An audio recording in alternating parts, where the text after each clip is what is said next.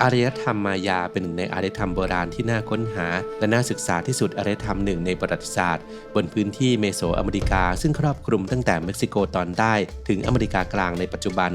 โดยองค์ความรู้ทางดาราศาสตร์การเพาะปลูกพิธีกรรมโบราณสภาพสังคมที่ซับซ้อนและการใช้ภาษาเขียนที่เป็นเอกลักษณ์ชาวมายาได้สร้างเมืองที่ยิ่งใหญ่และพีระมิดที่น่าทึ่งมาตั้งแต่ก่อนคริสตกาลและยังคงมีร่องรอยให้เราได้ศึกษาและค้นคว้าอยู่จนถึงปัจจุบันคลิปนี้อับดุลไททูบจะพาไปสำรวจความลับและความมหัศจรรย์ของอารยธรรมมายาผ่านโบราณวัตถุ 5 ชิ้นที่จะช่วยให้เรารู้จักและเข้าใจอารยธรรมมายาได้มากยิ่งขึ้นไปติดตามกันครับ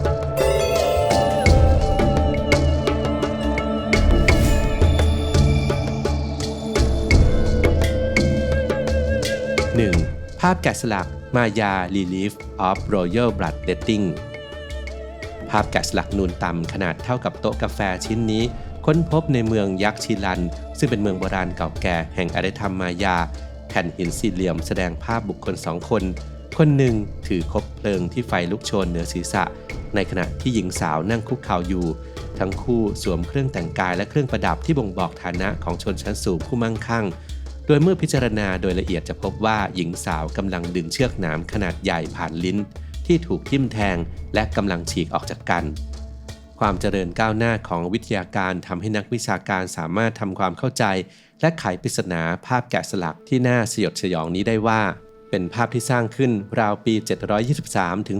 726 ในช่วงปลายยุคคลาสสิกแสดงถึงพิธีกรรมการกรีดเลือดในอารยธรรมมายาโบราณของกษัตริย์ชิวจากัวและราชินีเลดี้ช็อกเป็นพิธีกรรมที่กษัตริย์และราชินีต้องทำเพื่อสื่อสารกับเทพเจ้าและบรรพบุรุษหรือเมื่อผู้ปกครองต้องการให้ประชาชนเสียสละเช่นในช่วงก่อนออกรบโดยการทำให้ตัวเองเจ็บปวดและเลือดออกด้วยเครื่องมือเช่นหนามปลากระเบนมีดและเชือกที่มีหนามสำหรับชาวมายาเลือดคือพลังชีวิตโดยเฉพาะเลือดของผู้ปกครองสูงสุดที่เชื่อว่ามีพลังมากที่สุดเพราะเป็นผู้สืบเชื้อสายจากพระเจ้าโดยแท้ซึ่งแม้แต่ในแง่ของสงครามเลือดของบุคคลเหล่านี้ก็ถือว่าเป็นสิ่งมีค่ามากที่สุดสำหรับศัตรูชาวมายายังเชื่อว่าการเสียสละเลือดและทำให้ตัวเองเจ็บปวดจะสร้างความเปลี่ยนแปลงที่พิเศษสร้างขวัญกำลังใจและนี่คือจุดประสงค์หลักของพิธีกรรมเพราะการกรีดเลือดและความเจ็บปวดของผู้สูงศักดิ์จะเชื่อมต่อพวกเขากับโลกที่สูงส่งกว่าเป็นการยกระดับจิตวิญญาณให้เหนือกว่าผู้ใดในอาณาจักรเป็นที่มาแห่งอำนาจอันศักดิ์สิทธิ์และการประสบความสำเร็จอันยิ่งใหญ่โดยพิธีกรรมมักจัดขึ้นในที่สาธารณะเช่นลานวัดหรือบนยอดพีระมิดอย่างไรก็ตามแม้กษัตริย์ในแผ่นหินแกะสลักสามารถครองราชย์ต่อมาได้อย่างยาวนานแต่ภายในไม่กี่ทศวรรษหลังจากการสวรรคตเมืองใหญ่ๆของมายาทั้งหมดก็ตกอยู่ในความสับสนวุ่นวายอารยธรรมโบราณอันรุ่งเรืองมานานกว่า1,000 ปีก็พังทลายลงในที่สุด 2. รูปปั้นเทพเจ้าข้าวโพดมายาเมดอารยธรรมมายาให้ความสำคัญกับการเกษตรอย่างลึกซึ้งไม่แพ้อารยธรรมอื่นๆในโลกเป็นเวลาหลายพันปีที่ผู้คนในอเมริกากลางบูชาเทพเจ้าข้าวโพดและเชื่อว่าบรรพบุรุษของพวกเขาสร้างขึ้นจากแป้งข้าวโพดสีเหลืองและขาว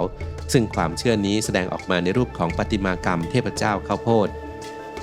รูปปั้นเทพเจ้าอุนปูนาปูหรือเทพเจ้าข้าวโพดนี้มีอายุกว่า 1,300 ปีค้นพบในพีระมิดแห่งโคปันในประเทศฮอนดูรัสในปัจจุบันเป็นรูปแกะสลักของชายหนุ่มที่สวมมงกุฎเป็นรูปฝักข้าวโพดที่มีการออกแบบอย่างสวยงามโดยมีเส้นผมเป็นเส้นใหม่ของข้าวโพดในตำนานของอารยธรรมมายาเทพเจ้าข้าวโพดจะถูกตัดหัวในฤดูเก็บเกี่ยวและจะเกิดใหม่อีกครั้งเมื่อฤดูการเพาะปลูกเวียนมาถึงเทพเจ้าจึงไม่ได้เกี่ยวข้องกับข้าวโพดเท่านั้นแต่ยังเกี่ยวกับวัฏจักรของการเกิดใหม่ฤดูกาลและการเจริญเติบโตของพืชผลซึ่งเป็นที่พึ่งให้ชาวมายาทำการเกษตรได้อย่างถูกต้องตามฤดูกาลและเข้าใจวัฏจักรชีวิตของมนุษย์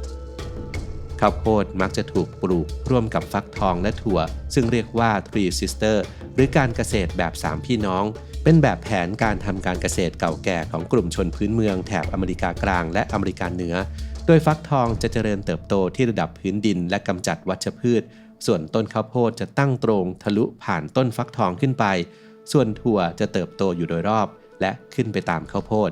พืชทั้ง3ช่วยกันผลิตอาหารที่มีประโยชน์ประกอบด้วยโปรตีนคาร์โบไฮเดรตและวิตามิน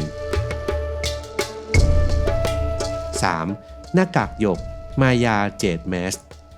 นักโบราณคดีค้นพบสุสานเก่าแก่ของกษัตริย์มายาที่ไม่เคยมีใครรู้จักก่อนมีอายุย้อนกลับไปในปี 350 หรือประมาณ 1,700 ปีก่อนตั้งอยู่ภายในแหล่งโบราณคดีซกกีทัมในป่าฝนหนาทึบของเขตเปเตนทางตอนเหนือของประเทศกัวเตมาลาภายในสุสานเต็มไปด้วยเครื่องบูชาที่น่าสนใจมากมายหนึ่งในนั้นคือหน้ากากโมเสกหรือนำชิ้นส่วนเล็กๆที่ทำจากหยกมาประกอบเข้าด้วยกัน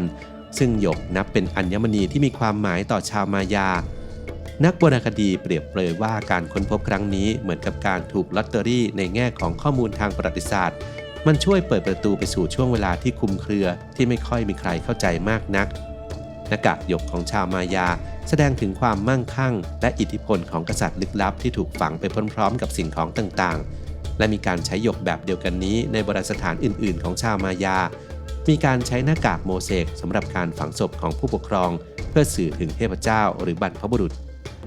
แม้ว่าทุกอย่างที่ค้นพบจะบ่งชี้ว่าเป็นสุสานของกษัตริย์แห่งมายาที่ทรงอำนาจแต่บรรดานักโบราณคดียังตั้งข้อสงสัยด้วยว่ากษัตริย์ผู้นี้อาจต้องขึ้นกับผู้ปกครองคนอื่นที่มีอำนาจสูงกว่า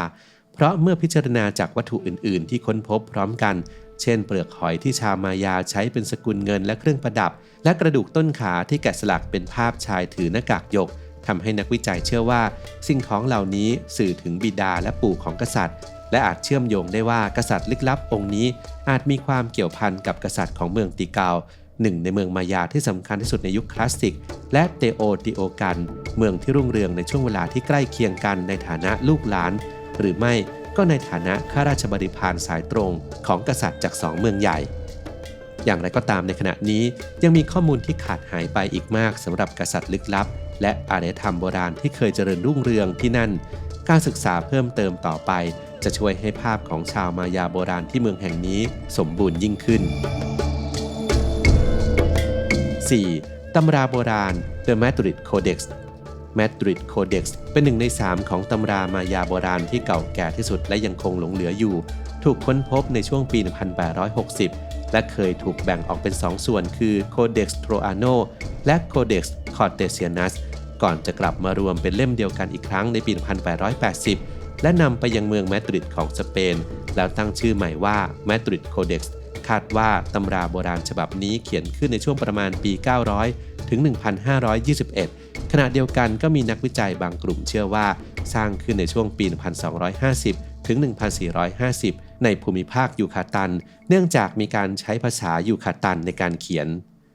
มาดริดโคเด็กซ์เขียนบนกระดาษอามาเตที่ทำขึ้นจากเปลือกไม้หลายชนิดเคลือบด้วยปูนนำมาพับสลับไปมาเหมือนกับแผ่นพับมีทั้งหมด56แผ่นมีการวาดภาพทั้ง2ด้านรวมเป็น112หน้าเป็นบันทึกเกี่ยวกับดาราศาสตร์โหราศาสตร์เทพเจ้ารวมถึงพิธีกรรมต่างๆเช่นพิธีเฉลิมฉลองปีใหม่พิธีกรรมการบูชายันพิธีกรรมขอฝนรวมถึงกิจกรรมในการใช้ชีวิตประจำวันต่างๆเช่นการเลี้ยงผึ้งการล่าสัตว์การทำสงครามและการทอผ้าผู้เชี่ยวชาญคาดว่าตำรามายาฉบับนี้น่าจะเขียนขึ้นโดยนักบวชทั้งหมด 8-9 คนโดยส่งต่อจากนักบวชรูปหนึ่งไปยังอีกรูปต่อไปเพื่อเพิ่มเนื้อหาในส่วนที่ตนเองถนัดในภาษามายาโบราณแต่ที่น่าสนใจคือในหน้าที่ 56 นั้นเขียนขึ้นมาด้วยภาษาละตินทำให้นักวิจัยบางคนเชื่อว่า Madrid Codex อาจถูกสร้างขึ้นหลังปี 1624 ในเมืองตายาซานเมืองสุดท้ายของชาวมายาที่ยอมจำนนต่อการยึดครองของสเปนในปี 1697 ขณะเดียวกันผู้เชี่ยวชาญบางกลุ่มก็โต้แย้งสมมติฐานดังกล่าวโดยอ้างเหตุผลจากบริบททางประวัติศาสตร์และวัฒนธรรมที่ซับซ้อนอย่างไรก็ตามการศึกษาตำราโบราณนี้ทำผ่านสำเนาแทนที่จะเป็นตำราตัวจริงเนื่องจากกังวลกันว่าอาจทำให้ตำราโบราณเสียหายและเสี่ยงที่จะเกิดการปรับแก้ข้อมูลจึงส่งผลต่อความแม่นยำทั้งในเรื่องความละเอียดถี่ถ้วนของข้อมูลและการค้นหาอายุที่แท้จริง 5. ถ้วยโกโก้ริโออาซุนช็อกโกแลตคัพในช่วงยุคคลาสสิกของอารยธรรมมายาประมาณปี 250-900 ช็อกโกแลตเป็นหัวใจสำคัญของชีวิตประจำวันโดยใช้แทนเงินตราเป็นส่วนหนึ่งในการประกอบพิธีกรรมและเป็นเครื่องดื่มเพื่อความรื่นรมย์